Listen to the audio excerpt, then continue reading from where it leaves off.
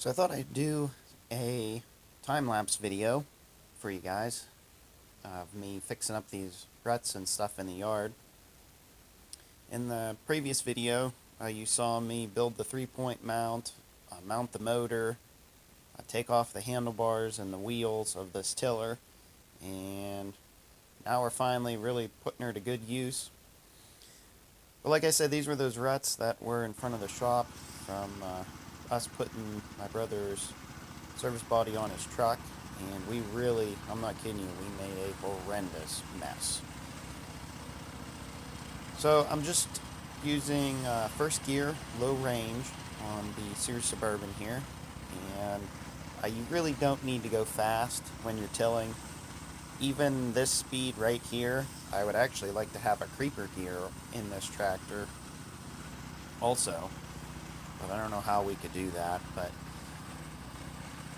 you really just need to run, you really need to drive as slow as you can possibly drive.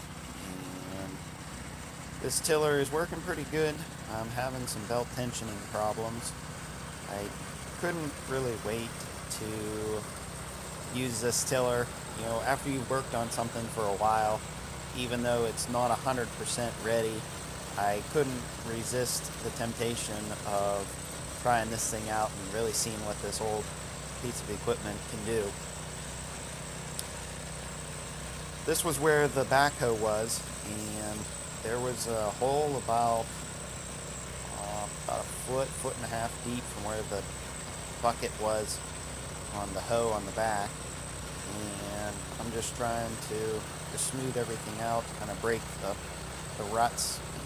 And after I'm done tilling, maybe today, whenever I post this video, I might get out my set of discs that I have for this tractor. And what I'm thinking about doing with those is, the problem with the discs now is they're cupped the opposite way that I want them to work. Discs are meant to spread out dirt. And don't get me wrong, this dirt does need spread out. However, what it needs more is brought together, because I don't need any dirt over top of the grass, if that makes any sense. I need to bring the dirt together back into where the ruts were. So I might switch the discs around and use them the other way. Possibly. I'll have to drill some new holes in the frame of the disc for the Suburban. I might have to do that. I'm not real sure exactly how I can flip these around. I could run the discs in reverse. I've never done any disking before in my entire life, so this will be another learning experience. Using this tiller was a learning experience, just kind of seeing what I can do and what I can't do. Using the discs will be a learning experience, and who knows, if I put in a garden someday, I'll get out the mold board plow, and that'll be another learning experience also. But you can really see, you go over this a couple times with this tiller, and she really digs in good. So I am pretty happy with this thing so far. I definitely need to put in an electric linear actuator on this 3-point to make this a lot easier to use. It is everything my shoulder and back and stuff and arm can handle, just to lift up that handle on the 3-point. So I really want to put an electric actuator on this thing somehow. I'll figure out something. I may even hook it onto the handle and maybe get one that has a decent amount of throw if I can. I'll have to figure out something. But again, that belt is sort of slipping some, and what I ended up doing was putting another clamp, put a clamp from Harbor Freight on the tensioner, and I was able to tension the belt a lot more.